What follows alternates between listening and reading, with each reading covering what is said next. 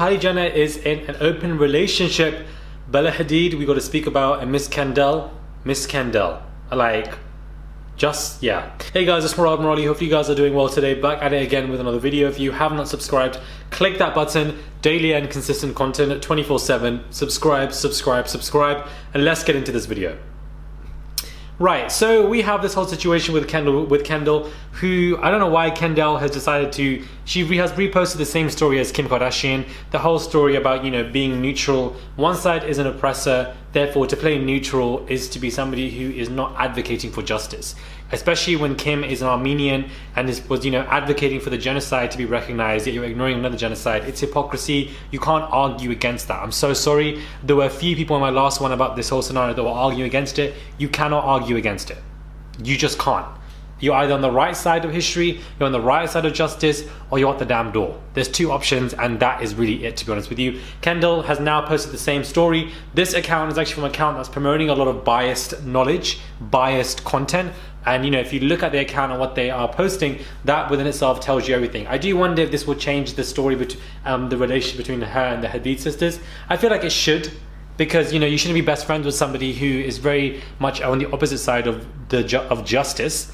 And you know, speaking of the Hadid sisters, it seems that Bella Hadid has lost out on some of, you know, her deals and brands because of the fact that she's been very pro-Palestinian.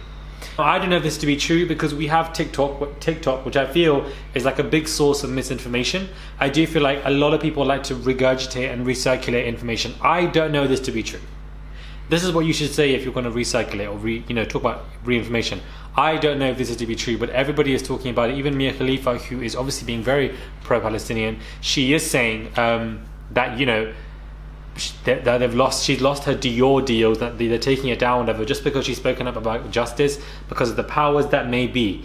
And I find this obviously to be very frustrating, very sad that this is obviously, you know, happening, and it's an absolute shame that she's losing deals, if that to be true. The ceasefire that, you know, Israel finally put forward because the US finally stopped blocking it has been violated, because they've been attacking people at Al-Aqsa Mosque yet again this morning, and at least 7 people have been injured. So again, more international laws and rules have been violated by Israel, but yet again, nobody likes to bring that to the surface. Let's all talk about Hamas. Let's all talk about Hamas. Let's all lives matter the situation, when, you know, you can't act like Hamas is a huge issue, because the biggest issue is Israel. They were the ones that have ethnically cleansed an entire state of people, and you know, anybody is going to create any form of act in defense or out of oppression. You can't attack people and then expect them to be confused when they react and then blame them entirely. It's insane. It's illogical. It doesn't make any sense. If 800,000 people are being dragged out of their homes,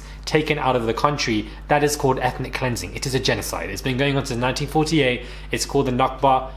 Read, guys, Iqra, we say in Arabic. Read and educate yourself before you talk nonsense in these comments, because I'm just not here for it. Some of you guys are really wayward with your education, with your understanding of history and what the right and what, you know, and I've been speaking out about very important topics and matters and social commentary and issues. This is what I do. And if you don't agree with stuff and agree with the right side of justice, then get lost, because it's just irritating. Speaking of Kylie Jenner, she seems to be in an open relationship. She is officially back with Travis Scott.